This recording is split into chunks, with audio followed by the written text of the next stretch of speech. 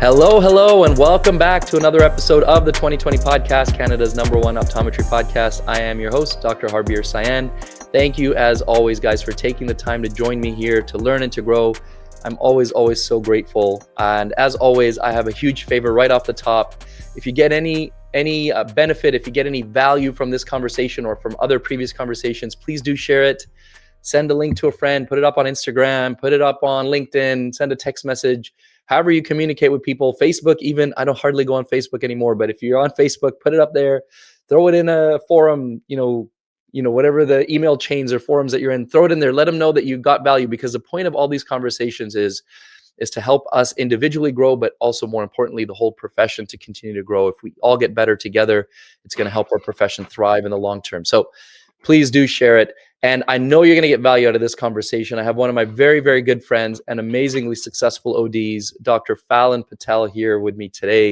And if you don't know Fallon, she is the owner of five sublease locations, LensCrafters sublease locations in the Toronto area. She has built and truly built a massive team of over 50 people, including 20 optometrists. And not only is she killing it in the clinic space, she's also doing it in the technology space and online as well. She's building her own technology platform for eye care professionals that's leveraging AI to help us be better in our businesses. And she is the host of the Optical Accelerator series, which is hosted on Optical Prism, which is a monthly series that you can catch her on. And I can guarantee you that is going to be worth your time. And last, but certainly not least, maybe most important, she is a wife and mother of 2 children. She's doing it all. She's amazing. Welcome, Fallon. Thanks for being on the podcast. Oh, thank you so much. I'm super excited to be here. Yeah, so happy to have you on, Fallon. As I said, I've been wanting to have you on for so long, and we've become really good friends, and I've seen you growing and doing all these amazing things, and I feel bad that I hadn't brought you on sooner. But you know what? I think maybe on the positive side, silver lining is you've grown, you've done so many things in the last few years. You have even more to share with us today, so that's great. Oh, it's my pleasure.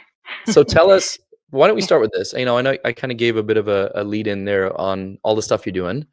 But if somebody were to meet you, you're at a conference or something, how would you introduce yourself? What would you tell them about what you're up to these days?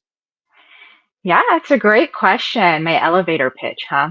A little bit longer than the elevator, but yes. A little longer. All right. So I would just introduce myself, Fallon. I practice optometry. I have those 5 clinics that you mentioned. And I focus a lot of my time these days on personal development, leadership.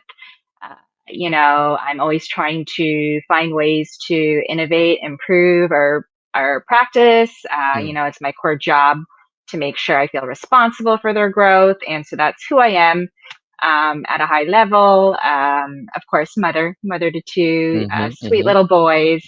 And do the whole boy mom thing. They're involved in so many activities, but it's good. It keeps them busy.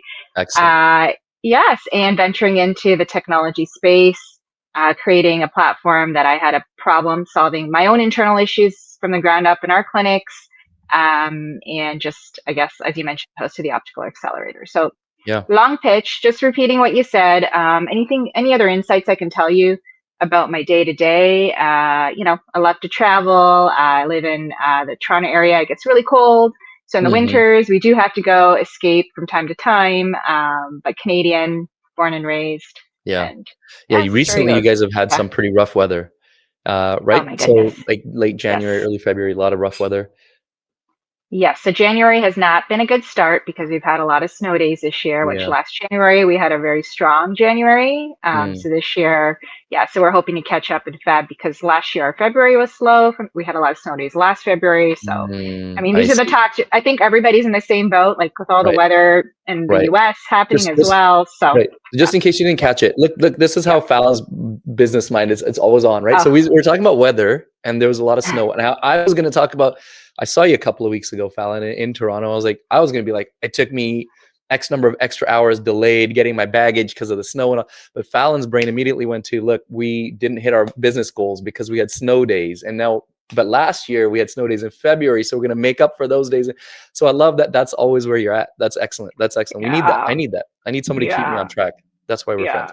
That's not the only reason. That's not the only reason. Fallon, I was going to ask you this later, but since we are doing this whole thing about you have so much on your plate and you do it all very gracefully too, by the way, I want to just give you that Oh, compliment. Now, every time I see you, it's never like, oh, I'm stressed about work, I'm stressed about this, but I know you always have all this stuff going on. But the question, is how do you do it all? Especially, I'm sure everybody who is in kind of in that entrepreneurial mindset has lots going on, but still wants to be really grounded and involved in the family and all this kind of stuff. How do you answer that question when somebody asks you that? I know. That's a tough one. I think it's your perspective at the end of the day. I think if you can be doing, X, Y, or Z, and if your Z goes up 10 times, if you're stressed on X, you're going to be stressed on Z. Mm-hmm. So I think you can make a decision to feel more balanced, today. And I don't know, I think I'm just that person, to be honest with you. I mean, Yeah. I don't know if you know this about me. I'm an only child. And so I've just always had a lot of responsibility, and I've always just, whatever comes at my plate, I just kind of manage. Mm. But a lot of people mistake and think that I might value my business over my family Mm. because I do so much, and it's not true. I value my family, of course, first and Yes. foremost, Yeah. Yeah. Yeah. right?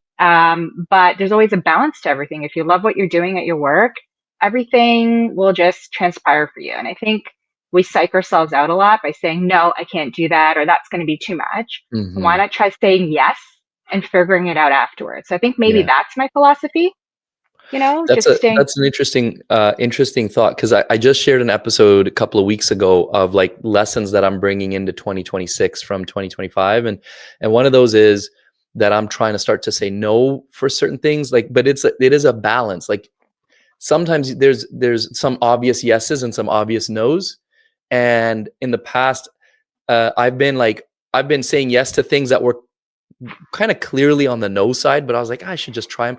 But there's often so many things right in the middle, and it's just a balance of like, is this going to be worth my time? Is there ROI on it? Am I brave enough? Even is the question sometimes, right? And I think that's kind of what you're saying too. And you kind of do have to sort of, jump and then build a plane on the way down, as some people have kind of said. Definitely, if you want to be an entrepreneur, I think that's something you have to do. Yeah, you're right. Like start before you're ready, but you have to make sure you say no to the things that are not fitting your, end goal or your Yeah, vision or your North yeah. Star. You have to protect your peace, your energy, the people around you. If you have people telling you you can't do it, this is too much, that's the Mhm. chatter you have to kind of step away from. And often these can be our family members, right? It can be your parents, sibling. Everyone's different, right? Mm. And so you have to learn to take that noise out in order to protect your energy and space so you can be more responsible and grow from more, right? So it all Absolutely. starts with you in personal development. So I love that. And I love, yeah, that you have to say no. You have to protect your peace as Yeah. well. You But get distracted. Yeah. if you're looking to kind of elevate or move into a different space, then there's likely going to be times when you just got to say yes and then figure it out, like you're saying. I think that's a big part of it too. Opportunities. Yeah. Yeah. Taking that Yeah. jump. Yeah. When you know Yeah. that it's there and you're ready for it, you got to take the leap, even if you're not ready. Yeah. That's Yeah. the hard part. The other Yeah. thing I kind of took away from what your answer there is like being comfortable with being uncomfortable, which you kind of always have to do if you're trying to grow. You're always sort of at the edge of your comfort zone, right? Is the saying too. And I think that's an important. Absolutely. Yeah. We can't just be like, well, Stretching yourself. yeah, Yeah. exactly. But the other thing, last thing I'm going to say on Hard. that, so we can move on to the actual discussion, but Yeah. is the North Star you said. I think if you have your priorities straight, if you have your North Star, your values, and I know this is actually going to be an important part of our conversation when we talk about business and leadership and that too, but then it becomes a little easier to say, I know this is going to be hard, but it aligns, or I know this sounds like it's going to be fun, but it doesn't align. So now I can make those distinctions. Yeah. Absolutely. It helps. It's a good guiding star. Yeah, that's very important. Very important. Okay, so I didn't actually say this right in the beginning. I wanted to, but I was discussing, all your accolades and all this amazing stuff you're doing in business, and why is that relevant to this conversation? Because this conversation, we're really going to talk about leadership and building strong teams, and how that helps you elevate your business. And obviously, everything I mentioned about what you're doing, 5 clinics, 50 staff, 50 people, we can say doctors and staff combined. It's a lot of people to manage. You have become very good at this aspect of business management. And so I really wanted to, and I weirdly enough, don't think I've had this type of specific conversation on building teams recently or for a while. But then again, I haven't had a lot of people on who had to manage 50 plus people. So maybe that's why you're in a Yeah. very small group of people in that regard. So let's talk about that. Um, let's talk about where do we start from actually in this. When did you realize, at what part of your business growth did you realize you had to turn things around from just seeing more patients to building your team? And why, when did that become more of a priority? Yes. As soon as we expanded to multiple clinics, I realized that if I was in the lane, because I was in the lane 5 or 6 days, right, when I had the one. And if I realized if I continue to do that, like things were falling apart at the seams. Mm, The people management part, the HR complaints, morale, like it wasn't working too well. And so that's when I realized, okay, I need to take a step back to grow. mm. And often the mentality, I don't know if you get this, like I've had people in the industry tell me, Fallon, if you work more days, you make more money, right? I'm like, That's happened so many times, and that's a mentality I had ingrained in my brain, right? yeah, because And it took a that's while all to, we know, right? yeah, But yeah. it's not true. And the thing is, everything falls apart when you're in the lane like 5 days a week. And so if you are thrown into these leadership positions, and now I've become like a leader and owner of these clinics, and I'm sure many people listening today are, it's really hard to manage a team if you're seeing patients every day. So you really have to take a day or two out of the practice to oversee that and to guide people to the metrics that you need them to grow towards, right? If you're not focused on it, your office manager can only do so much if they're not Mhm, being developed and coached. I mean, it lands on them, right? mhm. But it all comes down on you, the headaches, the raises, the complaints, right? At the end of the day, you do have some decision making in that. So yeah, for me, it was just I started from chaos. It was chaos. Yeah, yeah. And I slowly I had to figure it out. I feel like that is, well, I mean, I can certainly say that was my experience, and I think that's probably the case with anybody who has made that switch from, I'll take your kind of terms here, from the doctor to the leader. Uh, it often is born of chaos. It In some cases, there's some very smart people out there who've read enough books or had the mentorship, and they just knew from the beginning. But I think there's probably the majority is kind of like what you've gone through Oh, and what I think yeah, I'm still going through, but like of this, yeah. like if you just go into the mentality of I'm going to see as many patients as I can, you're really going to get stuck. You're going to be stuck in like second gear. If anybody's a car person out there, second or third gear, you never be able to get to those top gears so you can really accelerate. So tell me about this. Going from then, so you had that when you got to multiple clinics, you realized that you had to make that shift. Good on you for realizing it. Now, what were you surprised by when you actually made that shift, when you leaned into becoming the leader? Was there something there that you're like, holy cow, I didn't realize Oh, this a was going to happen? ton. Oh yeah. So I don't know if you know, I have a business coach, an entrepreneurship coach, and it's been 2 years. That was a turning point for me, honest to Okay. God. So there was so much I didn't know about business, like how to hire, sales and marketing, like just simple things. I don't know. Like I'm a clinician, right? So I go to Right. school, but we're thrown into these business worlds, and I didn't really know anything about that. And so after I took that coaching, like everything's so much more clear now and things are better. And you're right. And you may feel that you might be not where you want to be. I feel like I'm not where I want to be. And that's the beauty of it. We evolve each year, we get better each year, we fix things. And I think that's the beauty of business. You're always kind of refining the needle and moving forward.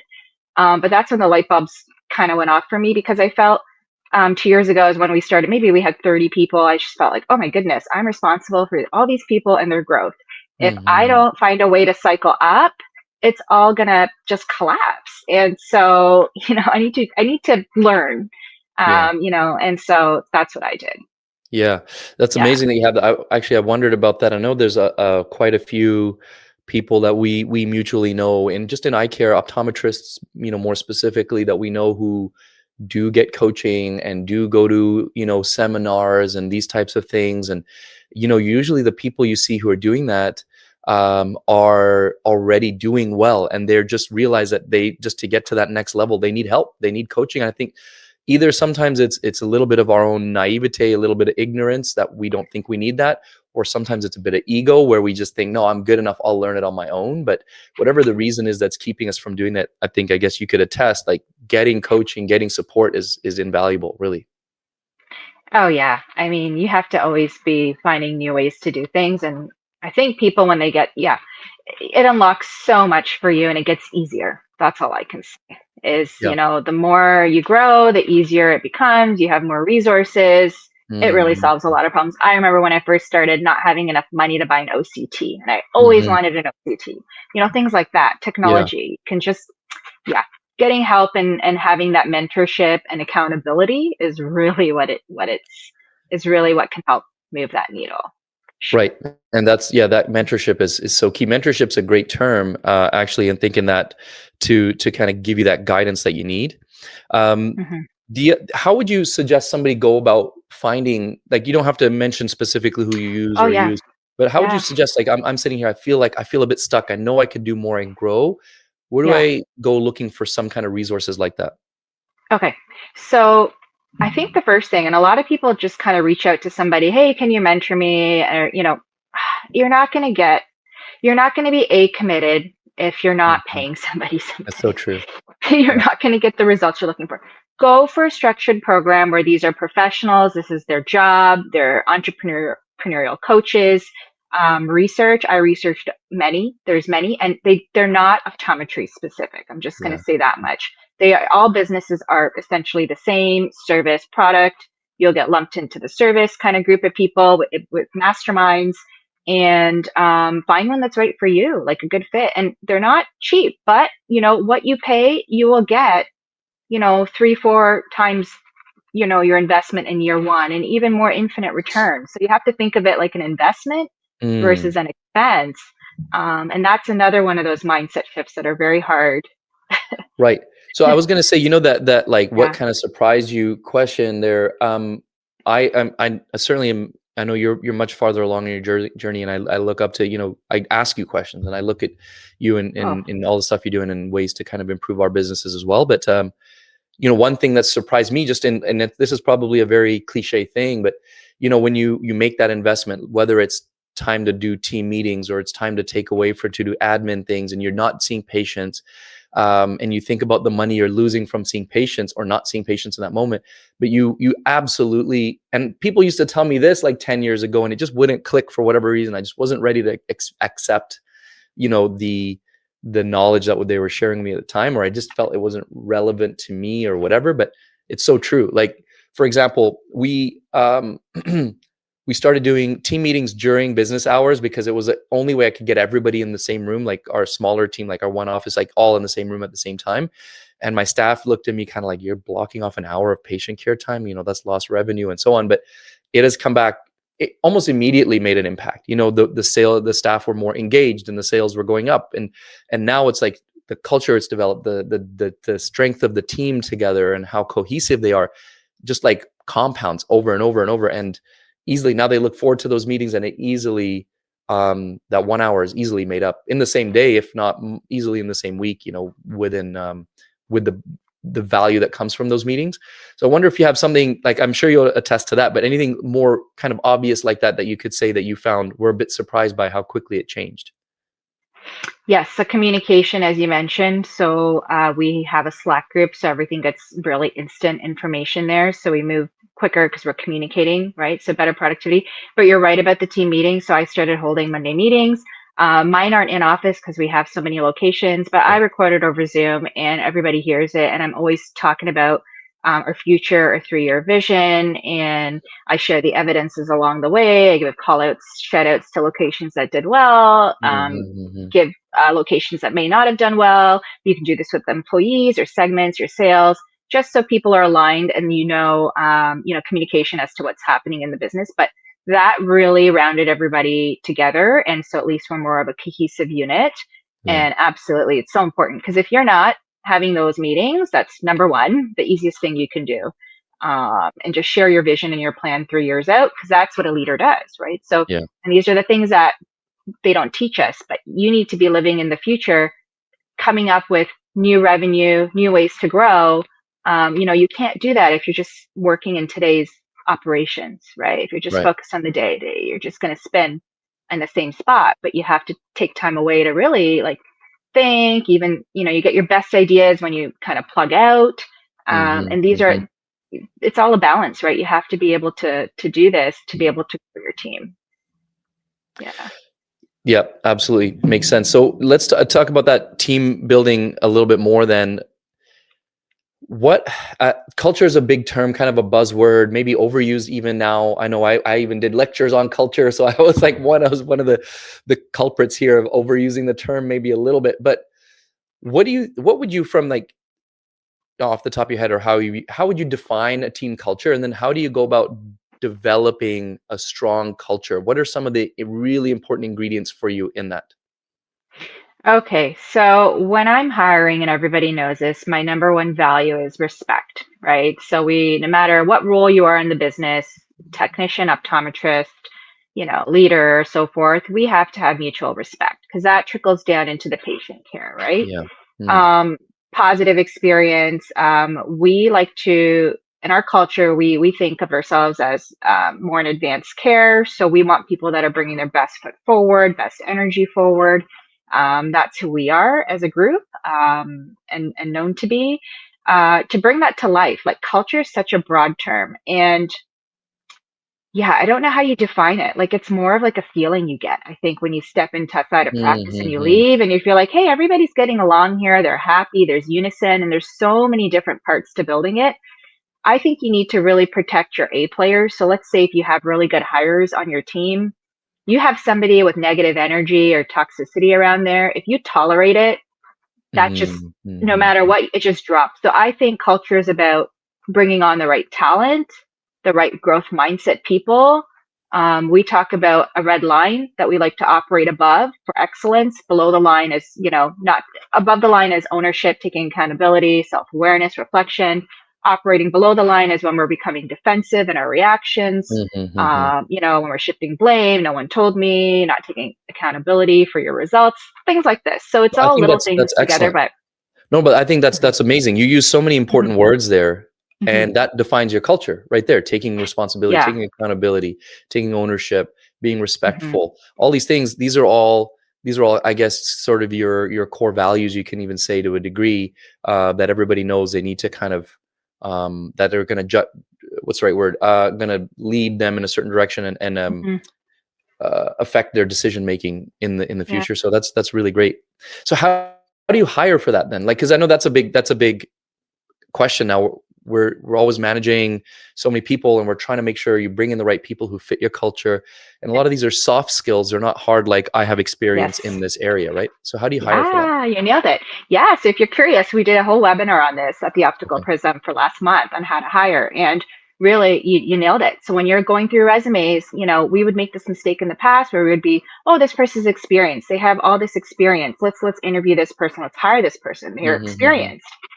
No, that's not how you hire people. It's based on behavior. And so when you bring somebody in for an interview, you're going to be asking for probing questions based on how would they react in a situation to uncover, did they take ownership, accountability? You ask them, questions like, how did you handle a difficult situation in your past job?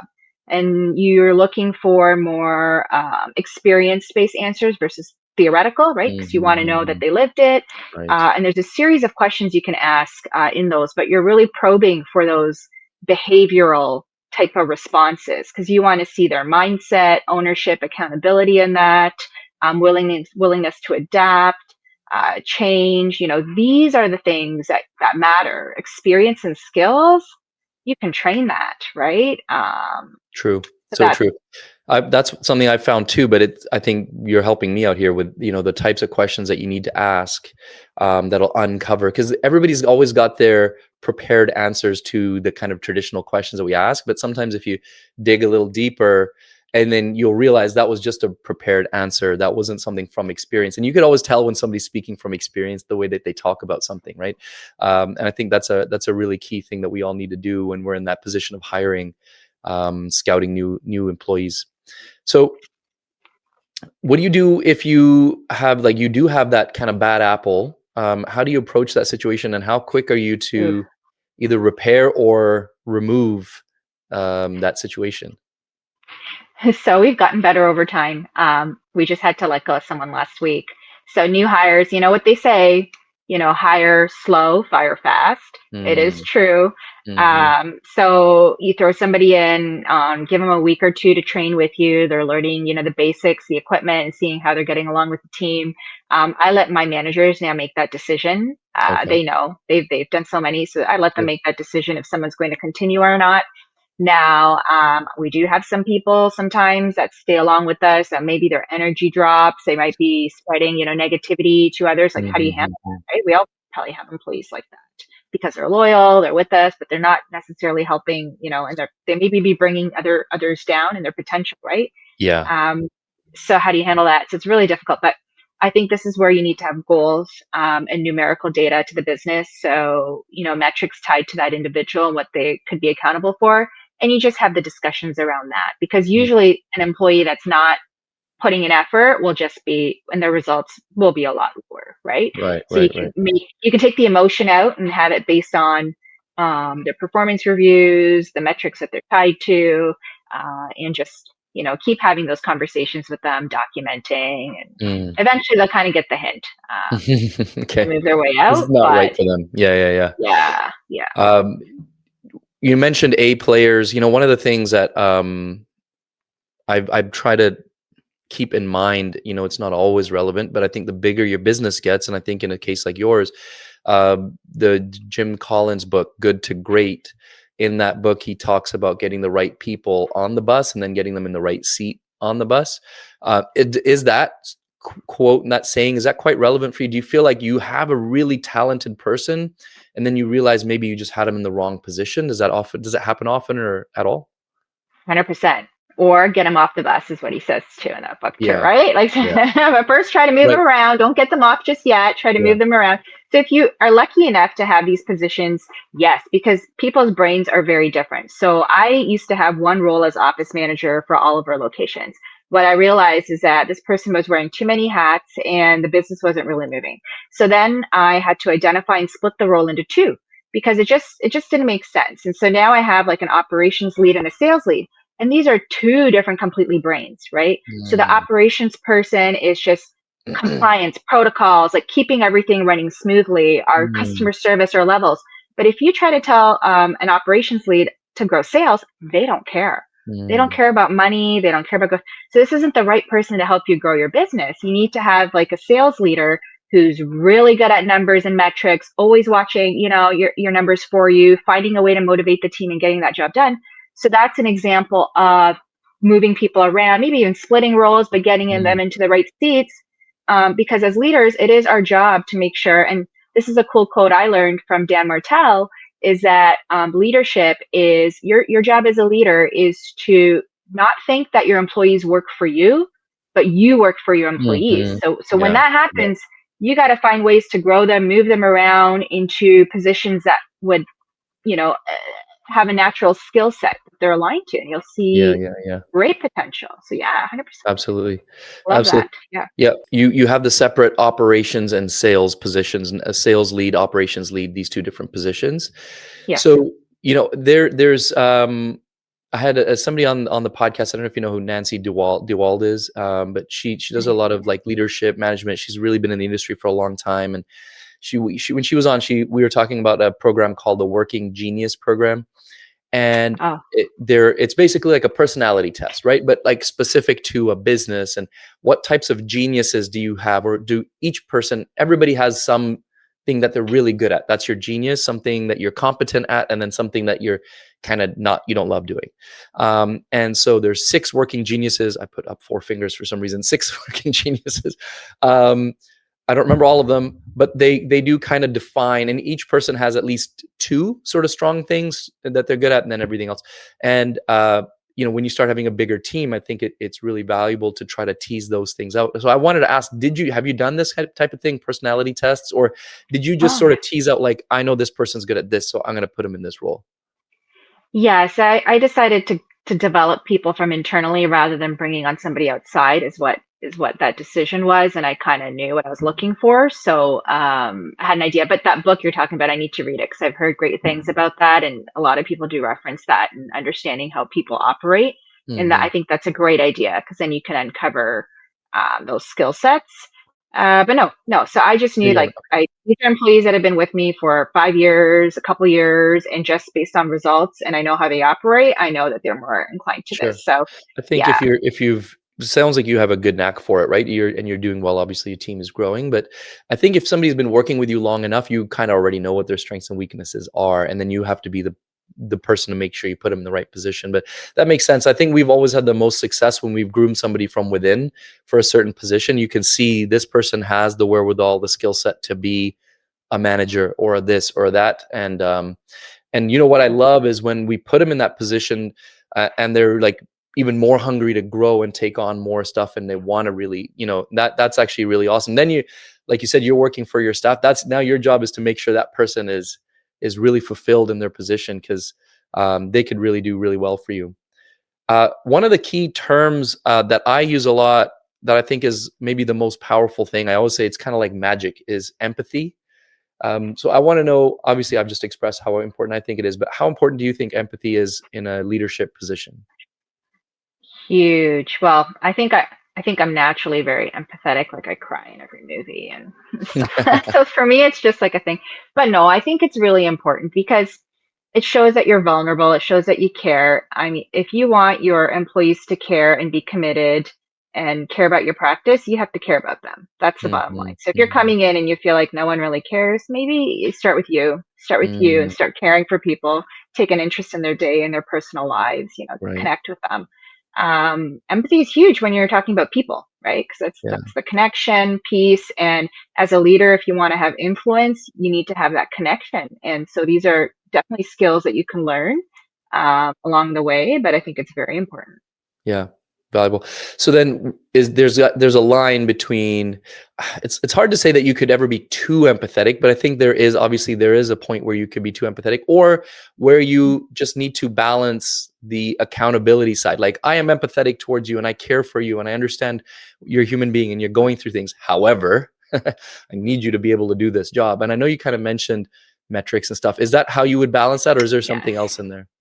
Yeah, policies and that. So HR problems, right? You get a lot of Yeah. HR problems. And so that's where it's like, I understand your situation. We empathize with you. We understand. However, these are the policies and, operationally, this is what we need from you. We need you to be reliable. We need you to come on time. We understand that things happen. We're here to listen. It's not, so you have to do separate. And that's the way you do it is you separate that emotion from either Mm. policy or results.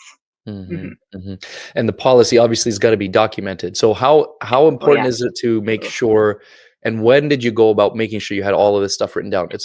Is it an ongoing It's, process or you did it in the beginning? yeah.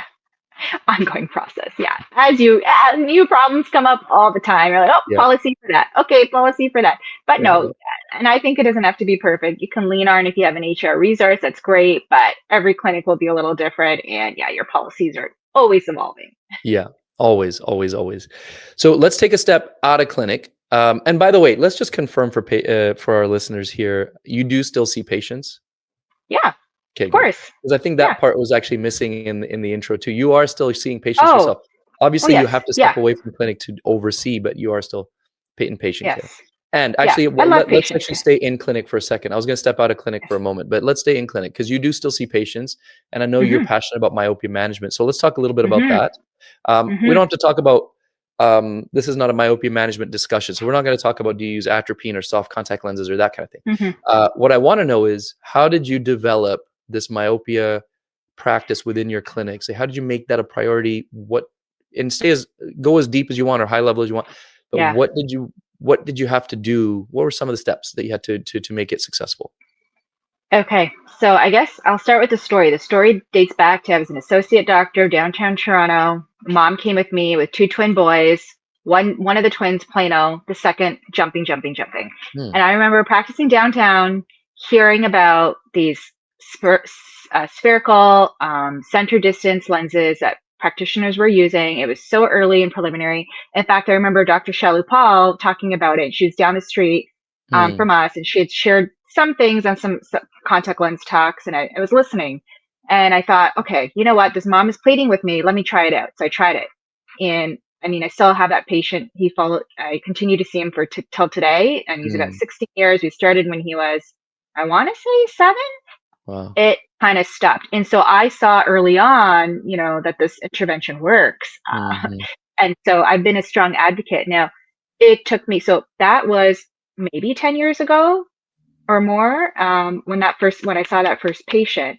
And only now is our practice finally moving the needle on myopia Mm, management. It's really hard to change mindsets of practitioners, the yeah. way we do things and our habits, very hard. So years and years and years of, hey, look at this case in my EMR, go check it out. Look, I put them on this lens. Hmm. When my site became available, we switched them to all of our patients to that. Take a Yeah. look. I don't know. I think it's unless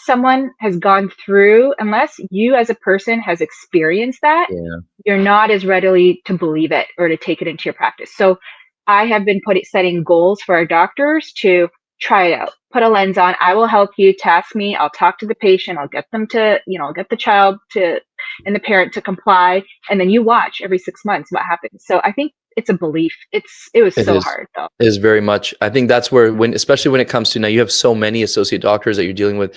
Between our couple clinics, we have 6 or 7 associate doctors that we are, plus myself and my business partner, right? So we are trying to like it. We love learning new things, but then applying them is really the hard part. And I try really hard to encourage, similar to you, like, hey, I'll share a patient case in our chat, like, here guys, I had this patient case, interesting case.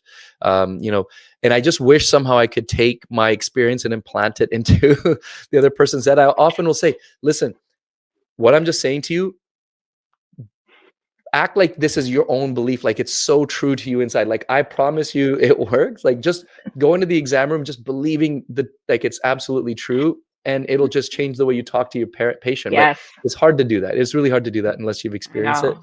So I'm trying to Yeah. get them to do a little bit more, even if it's like start small.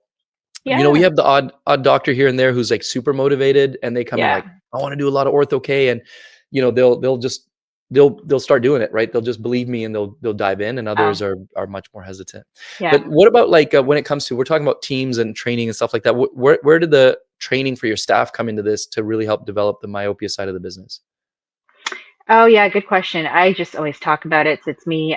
But we took them to the myopia summit and we got maybe 9 of them trained this past year, and we're This is your staff that we're continuously talking training about? staff. Yeah, staff. Yeah. Doctors, yeah, I think I have to take them one on one and kind of share Yeah. documentary. They know, but the application is not really there, which is sad because all these kids are coming through and they're not getting the right, conversation. But we try our best, Yeah. one Yeah. at a time. So you Hmm. think going to an event like that would be helpful? You think Okay, training staff to training? I think so, because I think the hesitation and the reason why something like this is so complex is we kind of make it so convoluted that it's so hard to begin. When I tell, actually, you had a question, how do I train them? Doctors, I tell them to pick two. Just pick 2 options. Something's better than nothing. Pick a glass, pick a contact.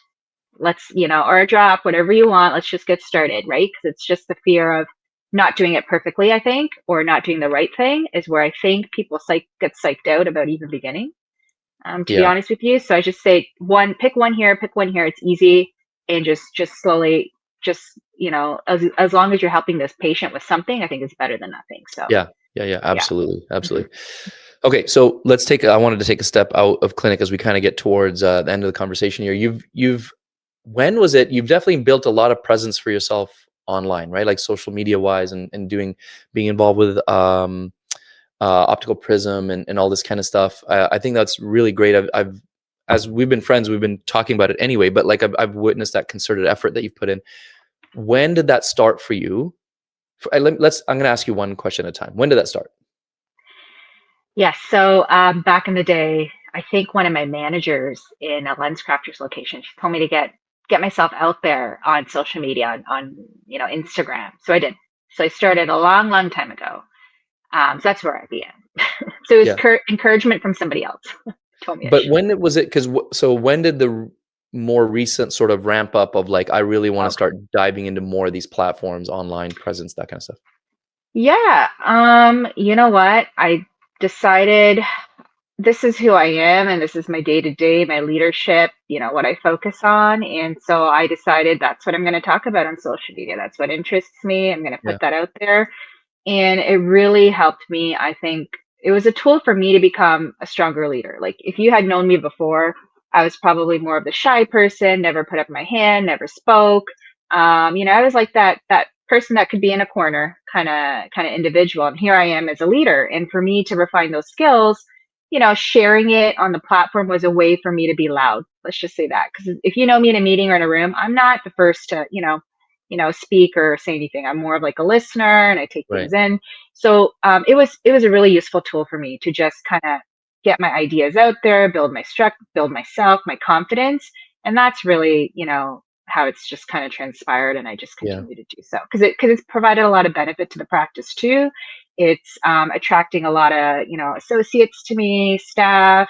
Opportunities are opening up, doors are Very opening. interesting. Okay. So it's just been a really good snowball effect. Yeah.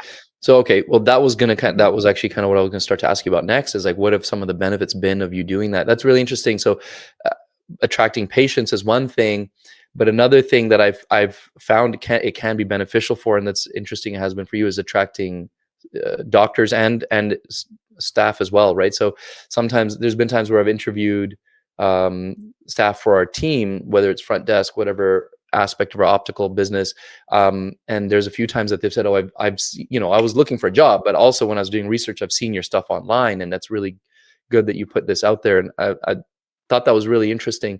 So knowing that there are those benefits, would you encourage others Oh, yes. to do the same? And then what do you say to Absolutely. somebody who is, if they're not doing a ton online now, there's probably a reason for it. Most people are not that comfortable with it. So what would you say to encourage somebody to do that? Oh my goodness, you have to. It's not easy. I know it's not comfortable. Like, not like this is not what we all want to be doing, right? But I think if you're a leader, for sure, if you have a practice, a vision of yourself and you want to grow, absolutely. I think it's a platform just to, get your opinions, share a little bit about you out there, and you'll be surprised at the energy that it attracts, right? It is just positive. So I encourage you to do it. Absolutely. That's great. That's great. What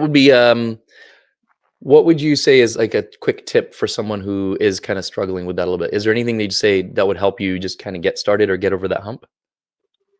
Yeah, I mean, if you're a practice owner, just get pictures of your practice up there, post pictures of yourself, and maybe just post something that you really liked about. You can post your weekly meetings, something about a new technology in your office you can share. Mhm. I think that the keep it simple. And then also, if you're going to do this, set a calendar because we Mm. often start and then we stop. But if you set Yes. a calendar, you'll be consistent. So this isn't a numbers game of how many views one person gets versus the other, because that can be discouraging. Like if I get a couple likes or, a couple hundred likes, okay, or views, all good, right? Like versus some people that get thousands or millions. It does not matter. It also matters who's watching that video. Mm. Are they a decision maker? You got to think about that, right? So really, I think if you feel that you're going to be discouraged, set a calendar. It helps you be consistent. And with social media, once you begin, consistency is the key, right? I Yeah, don't know if you've noticed that. Just be consistent with totally. whatever you choose and be yourself. Yeah, great things Consistency will is key. unfold. That was one Mhm. of my lessons that I'm bringing into 2026. Actually, it was the number one is consistency is key, no matter what you do. So I think that's a truly valuable point. We didn't talk about this, so I want to quickly talk about it now. But I mentioned it right off the top, but you are developing software. You've put a lot of time and effort into developing this. I've had a chance to kind of play around with it a little bit and test it out. It's very cool what you're building. I'd love for you to just tell us a bit more, and then when people can kind of anticipate to see this. Oh, thank you. Absolutely. So it's called Pulse IQ Solutions. So it's essentially a tool that I created to solve all of my gaps that was really frustrating me and things that I imagine all of you are too. So training. So we have role-based continuous upskilling and training for, let's say, your front desk to assistant manager to optometrist, owner, manager, things like this, but in bite-size training. So not like a long course or module. So little things to help you move the needle with worksheets and multiple choice quizzes. So that's in there. But what's more important is also the data and the tracking that comes in. So anything you're looking to track in your business, the business metrics, we want to be able to pull that information and have it assisted through AI. So AI is now going to be replacing you as the owner with all the decision making, because it can look at where you might be falling up or down and tell your employees and staff and guide them along the way.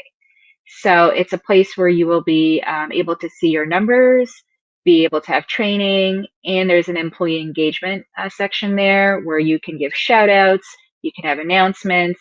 So it's really just kind of a hub that we wanted to have.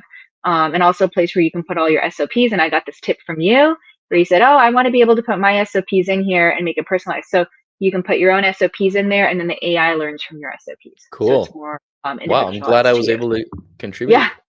Yeah. Well, there you go. Feedback. I'll wait for my royalty check. Yeah. Yeah.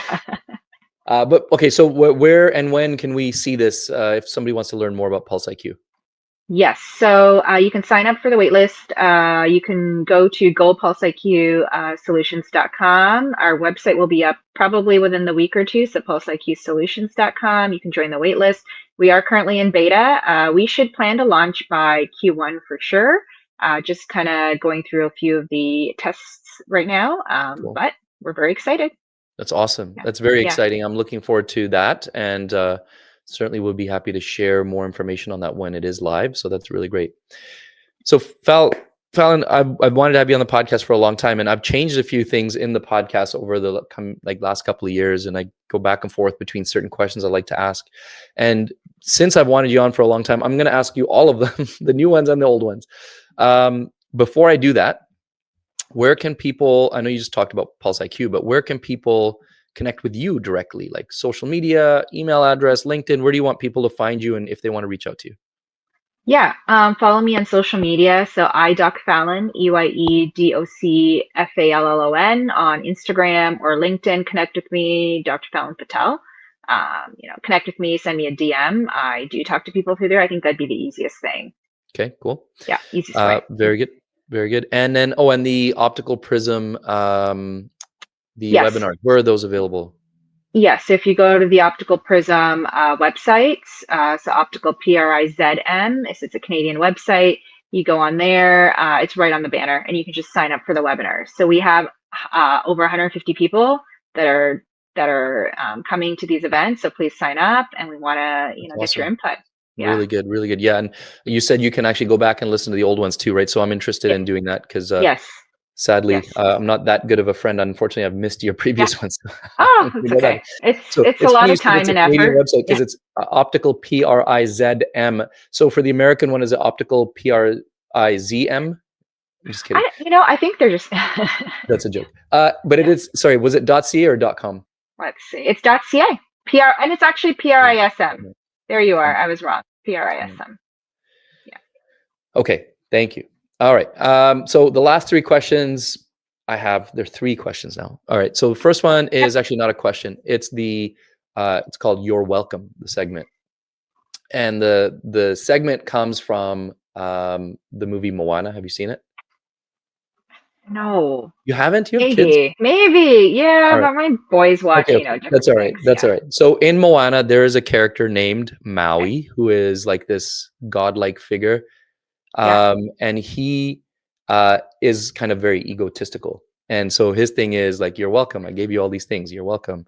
But this is like tongue in cheek. This is your opportunity to be this authority figure for us and share some amazing piece of wisdom that's going to make all of our lives better. And then I'll say thank you and you'll say, you're welcome. Okay. All right. Let's do you're welcome. You're welcome. You're welcome. So Fallon, what is one profound piece of information or quote or piece of advice you could share with us that would help make everybody's lives better? Okay. So if you want your external world to improve, you have to start with yourself and work on yourself internally. So personal development, hands down. I feel like I was working on tactics and strategies for the longest first 10 years of my life, and my business honestly didn't move. But it wasn't until I just stopped that. I picked up, honestly, my first personal development book maybe 6 years ago, and magical things started to happen. So if you want your outside world to change, you got to work with you. You got to change your mindset, your internal beliefs. You got to grow to X amount if you want your practice or your life to change a percentage amount. You got to be able to hold and grow for that capacity. So Yeah, that's that's my amazing. words of advice. Thank you. You're welcome. You're welcome. There it is. Okay, good. Okay, I wanted to say thank you first, but then I wanted to expand a little bit on that because one of the people that I've listened to the most in my life, who's sort of this personal development person, is Tony Robbins. He's like the biggest person in that space, right? But he will always say the number one lesson he learned, and that he always conveys because he learned from Jim Rohn, who was his teacher, is if you want your world to change, you have to change, right? Yeah, And that's I think that's ultimately what you're saying here is if you want things in your life to get better, you have to start from within. So I appreciate you sharing that. So the next question, the second to last question is, if we could step in a time machine and go back to a point in your life that was difficult. Now, you're welcome to share the moment if you want. You don't have to. But more importantly, what I want to know is if you could go back to a point in your life that was difficult, what advice would you share with younger Fallon at that time? Yeah, I think this. I share this on the webinars too. So I think it was COVID. Everything stopped, revenue stopped. We're talking business, right? So we're talking business. Oh, it Revenue can be stopped. personal if All you of a want. sudden, Yeah, up to you. but it is personal too. So here we go. Revenue stops, payroll still due, right? Revenue stops, payroll still due. In healthcare, I just kept going, thinking I can make dues and pay for, money's coming in. That's all. Everything's good. But I did not understand cash flow. And so here I was borrowing money from my husband to make payroll. And I told myself, I'm never going to be in this situation again. And I need to learn more to get myself out. And so that was a pivotal moment for me. And that's when I started to read books. And I just, now today I have 10x cash flow on payroll, right? Like I switched that mindset and I decided to do something differently. So that was a really hard moment for me. Not a good moment. Not a good moment. So what what did you tell yourself at that time, or what would you tell yourself now if you were to go back and see Fallon that perhaps the outcome or what you had to do at that time might not have changed. You'd have to borrow the money so you could make the payments. But what would you say to yourself at that time that maybe would help? That it's okay. You have the love and support of people around you. If you're, just it's okay to ask for help. There you go. Because I don't like asking for help. And so that was something. Yeah. I think that's an important lesson. Yeah. Yeah. Good. Well, thanks for sharing that. I know that sounds like it would have been a challenging time, and I'm sure that time was challenging for a lot of people. But there will be those ups and downs. Hopefully not quite like COVID again, but there will be times like that where financial systems or other institutions are falling apart for a period of time, and that makes it challenging for us and our businesses. So it's good to know that from somebody like yourself who's doing well now, that asking for help was beneficial for you and has hopefully, if somebody else is in that position, it'll be a good piece of advice for them. So the last question then is, all of the things that you've accomplished thus far, and I know there's many more to come, but all of the things that you have accomplished thus far, how much of that would you say is due to luck and how much is due to hard work? Oh, good question. I don't know. I'm a luck person. I feel like you have to be ready, and you're always working on yourself, but it's always that magical opportunity that just shows up and that just changes the trajectory. Usually it's a relationship, like some sort of relationship that just takes you. And so I feel like that's luck. I don't know. Yeah. I appreciate that perspective. Now, I don't judge anybody's answer. I'm always very intrigued to hear everybody's answer. And I think this has been a popular question. I actually got rid of the last two questions I asked you. I got rid of them for a while, and I actually had people message me saying, "Hey, how come you don't ask those questions?" So I've recently brought them back, and I will say most of the time, and this is again nothing wrong with the answer at all, but most of the time people say it's hard work, 100% hard work. I put in blood, sweat, and tears to make this happen, and that's true. It doesn't happen by accident. There's extremely rare cases where it truly is just pure luck, right? But that's pretty rare. But most people won't say that there was a lot of luck involved. And I like that you did say that, because that's personally how I feel. So I don't ever want to impose my feeling on this or my answer on this, but I like that you said luck, and that like a lot of the connections that you make or the people that you meet or opportunities that come your way, they weren't necessarily planned or brought to you through your hard work. But if you are not working hard at the same time, it won't transpire into anything, right? Yeah, that's the key is you will self-sabotage it if you're not ready, Yeah. right? Like when the opportunity comes. So I think you're always working, working, working, and then that opportunity comes. And that, yeah, they are Yeah. serendipities, right? You don't Yeah. know. So Right. Right. yeah. So, well, that's, I think, what people say about luck, right? Is that saying luck is just when opportunity meets preparation or something like that? I can't remember Yeah, how it's exactly that. phrased. Exactly that way. Yeah. But that's great. Well, I appreciate the answer. I appreciate Yeah. um, all the info, all the input today, Fallon. Thank you so much. So, any final words or anything we missed that you want to say that we didn't say? Well, I want people to know like you can do it. If I could do this, you can do this. Anybody can. The opportunity is there for all of us. There's so much abundance out there. It's, when you're ready, the opportunity will come. So just Yeah, keep going, keep working on it. Anything's possible.